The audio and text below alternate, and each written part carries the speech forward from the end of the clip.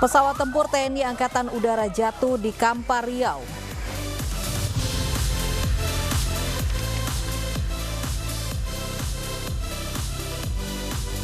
Kementerian Agama longgarkan aturan akad nikah tidak harus di kantor urusan agama. Sejumlah mal di Jakarta mulai beroperasi dengan protokol kesehatan ketat.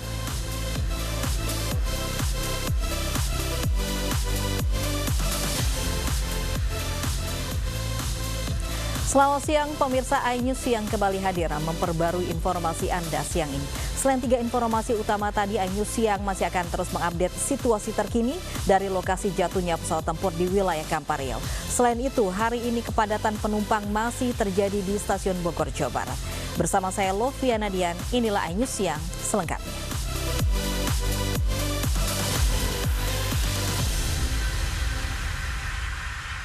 Pemirsa, pesawat tempur milik TNI AU pagi tadi jatuh di Kampar Riau. Hingga kini penyebab pesawat jatuh masih dalam penyelidikan.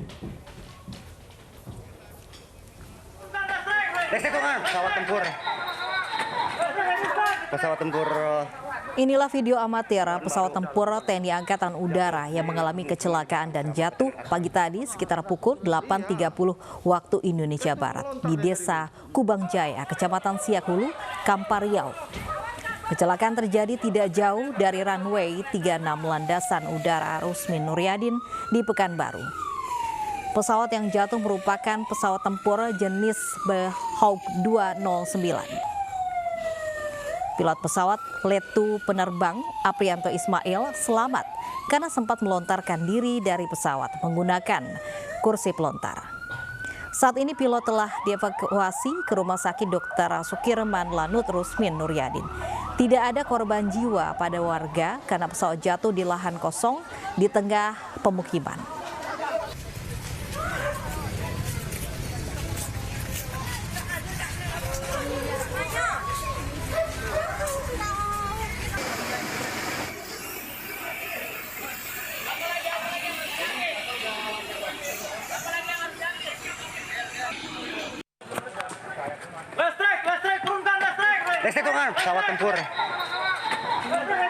Pesawat tempur. Lakukan proses evakuasi jatuhnya pesawat TNI Angkatan Udara jenis Hawk 209. Pesawat ini berjenis pesawat tempur yang pada saat kejadian sedang melakukan latihan di wilayah pemukiman di wilayah Kampar Riau.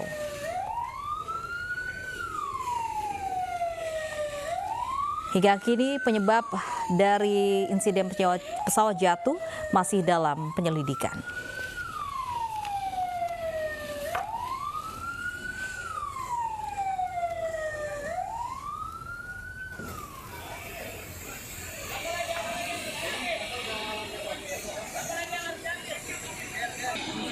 Pesawat jatuh ini terjadi sekitar pukul 8.30 waktu Indonesia Barat di Desa Kubang Jaya, Kecamatan Siak Hulu, Kampar Riau. Hingga saat ini penyebab pesawat jatuh hingga kondisi pilot belum diketahui. Warga yang ada di sekitar sempat mendengar suara dentuman cukup keras. Pesawat yang jatuh ini adalah berjenis pesawat tempur Hawk 209 yang merupakan bagian dari Skuadron 12 Lanut Rusmin Nuryadin, Pekanbaru.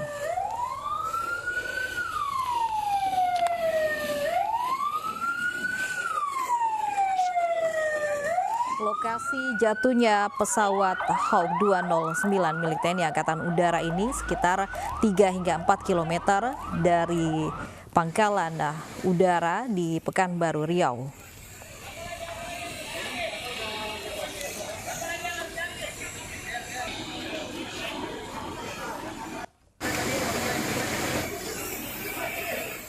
Bagaimana kondisi terkini di lokasi kejadian? Kita bergabung dengan kontributor Yose Rizal di Desa Kubang Jaya, Kecamatan Siak Hulu, Kampar Riau. Selamat siang Rizal, bagaimana kondisi saat ini di lokasi kejadian? Baik, selamat siang. Saat ini kita masih di lokasi. Dan saat ini pesawat yang terjatuh pesawat tempur jenis Hawk 100-200 yang terjatuh pada pukul 08.15 tadi di kemungkinan warga kondisinya saat ini sudah ditutup dengan terpal dan sampai saat ini petugas dari Angkatan Udara masih berjaga-jaga di lokasi untuk mengamankan bangkai pesawat yang saat ini sedang dilakukan penyelidikan oleh petugas penyelidikan penyebab kecelakaan. Dan di lokasi kejadian kami laporkan saat ini warga sudah mulai berdatangan, sudah memadati tempat lokasi jatuhnya pesawat di pemukiman warga di Desa Pandau Jaya, Kecamatan Siak Ulu, Kabupaten Kampar ini. Dan dapat kami laporkan hingga saat ini masih bangkai pesawat masih ditutupi dengan terpal sambil menunggu evakuasi yang dilakukan oleh petugas. Dan kami belum mendapat secara pasti untuk evakuasi pesawat karena sampai saat ini dari pihak TNI Angkatan Udara belum memberi keterangan secara resmi kepada awak media. Demikian. Baik, terkait korban jiwa, apakah ada informasi terkini, Rizal? Baik, untuk korban jiwa tidak ada yang warga yang mengalami atau dampak dari jatuh pesawat. Namun dapat kami informasikan menurut keterangan warga yang kami peroleh ada 3 rumah warga mengalami kerusakan akibat jatuhnya pesawat pada pagi tadi. Dan untuk korban jiwa sementara belum ada yang dapat kami laporkan. Dan untuk pilot sendiri pada saat kecelakaan terjadi berhasil selamat dengan menggunakan kursi frontal, dan pilot sudah dapat dilarikan ke rumah sakit Rusmin Nurjadin Pekanbaru. Demikian. Akibat jatuhnya pesawat TNI Angkatan Udara ini, apakah menyebabkan kerusakan yang cukup parah bagi bangunan di sekitarnya? Ya, saat ini kami menyaksikan ada beberapa bangunan 3 rumah warga mengalami kerusakan cukup parah, dan salah satunya persis dekat jatuhnya di sebuah rumah kosong warga itu mengalami rusak parah, atap rumahnya hancur akibat dari terpaan pesawat. Demikian. Apakah hingga saat ini masih dilakukan proses investigasi terkait penyebab dari kecelakaan? Ya, yang dapat kami amati di lokasi sampai saat ini pesawat masih tetap masih dalam dibungkus dengan terpal dan belum dievakuasi. Mungkin apakah hari ini atau besok kami belum bisa memastikan karena belum ada keterangan secara resmi kepada media dari pihak Rusmin Nurjadin maupun TNI Angkatan Udara. Mungkin sampai saat ini informasi yang dapat kami peroleh di lapangan rencananya Panglima mau datang hari ini ke Pekanbaru untuk meninjau lokasi pesawat. Tapi untuk kedatangannya kami belum bisa memastikan. Rencananya dilaporkan hari ini. Demikian. Baik, apakah bangkai pesawat sendiri sudah dievakuasi? Sampai saat ini bangkai pesawat belum dievakuasi, dan bangkai pesawat itu sendiri saat ini masih ditutup dengan terpal karena pihak petugas dari keamanan masih melakukan penyidikan di lokasi jatuhnya pesawat untuk mencari penyebab kecelakaan pesawat. Demikian. Baik, Rizal, bagaimana kondisi pilot sejauh ini?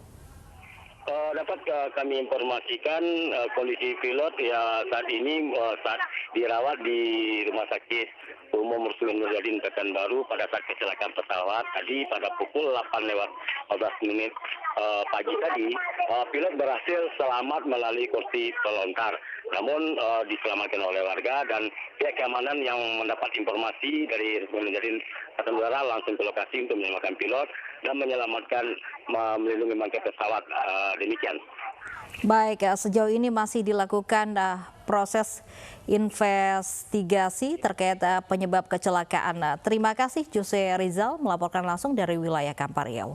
Evakuasi kapal Dharma Rucitra 3 di Pelabuhan Padang Bayi, Bali mulai berlangsung.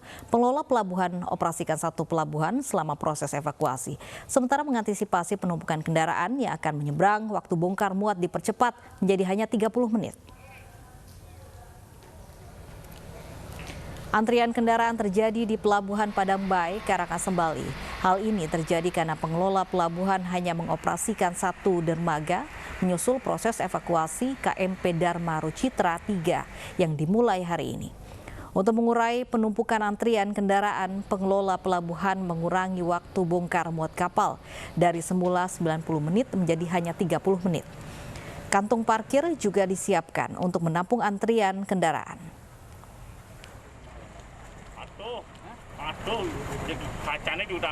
JPTD untuk antisipasi harapnya kapal Dharma Wicitra 3 untuk mempercepat pemuatan. Itu yang sebelumnya 90 menit menjadi 30 menit maksimal untuk mengantisipasi muatan antrian yang di luar, termasuk juga antrian yang kapal yang ngapung. Tapi untuk saat ini kapal ngapung nihil. Sebelumnya kapal Roro KMP Dharma Wicitra 3 rute pelabuhan Lembara ke Pelabuhan Padang Bae kandas saat memasuki dermaga 2 Pelabuhan Padang Bae Jumat malam. Seluruh penumpang dan awak kapal berhasil dievakuasi dengan selamat. Kapal bermuatan 48 penumpang dan sejumlah kendaraan ini miring 45 derajat dan tidak bisa merapat ke dermaga. Makere tenggelam, niki makere tenggelam. Pas nyandar, ampun. Banjir dan tanah longsor di Desa Rumbia, Kabupaten Jeneponto, Sulawesi Selatan membuat pemukiman warga porak-poranda. Hingga kini 2 warga masih dinyatakan hilang.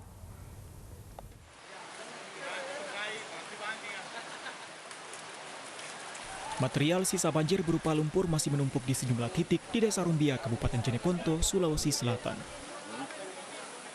Petugas dibantu warga mencoba mencari 2 orang korban yang dinyatakan hilang dengan membersihkan material longsor yang menimbun jalan serta beberapa rubah. Anak salah satu korban menyatakan longsor yang terjadi pada Sabtu pekan lalu terjadi begitu cepat dan menyeret anggota keluarganya hingga ditemukan meninggal dunia.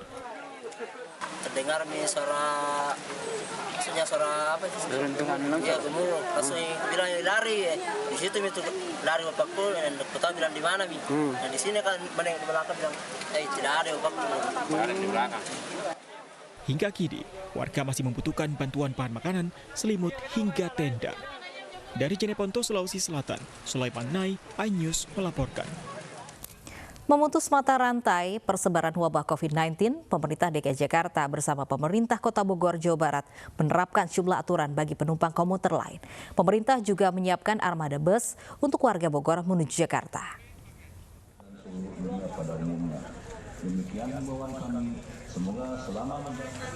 Senin pagi, Gubernur DKI Jakarta Anies Baswedan bersama Wali Kota Bogor, Bima Arya, memantau kepadatan penumpang di stasiun Bogor, Jawa Barat.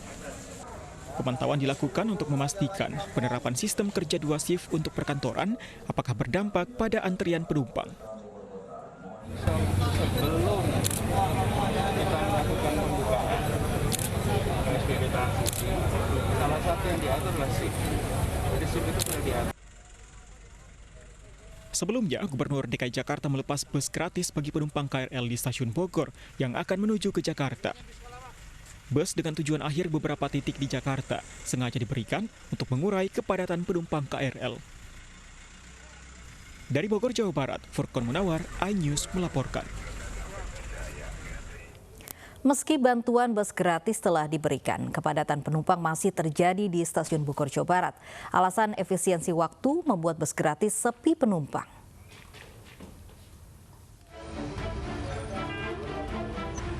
Antrian penumpang mengular di dalam hingga keluar stasiun Bojonggede, Bogor, Jawa Barat. Petugas yang berjaga berupaya mengerahkan penumpang agar tetap menjaga jarak sesuai protokol kesehatan. Petugas bahkan mengerahkan penumpang akan menggunakan 20 unit bus khusus yang disiapkan pemerintah bagi warga yang akan menuju Jakarta. Sayangnya, dengan alasan efisiensi waktu, membuat penumpang memilih KRL hingga membuat armada bus sepi penumpang. Tergantung kalau misalnya jadwalnya sebenarnya ada jadwalnya terus langsung berangkat, kayaknya akan ini. Cuma kalau misalnya nunggu sampai penuh dulu sih mendingan kereta, biar nggak telat. Iya. Kepadatan penumpang juga terjadi di stasiun Bekasi, Jawa Barat. Puluhan petugas gabungan berupaya mengatur penumpang agar tetap menjaga jarak dan mematuhi protokol kesehatan lainnya. Kapasitas penumpang di dalam gerbong juga dibatasi, hanya 50% dari kapasitas hari biasa. Terus kita sosialisasikan adalah penggunaan penumpang dengan tangan panjang ya, dan juga diupayakan dengan menggunakan sarung tangan. Penumpang diharapkan selalu mengikuti protokol kesehatan yang berlaku, terutama selama masa PSBB transisi. Tim Liputan iNews melaporkan.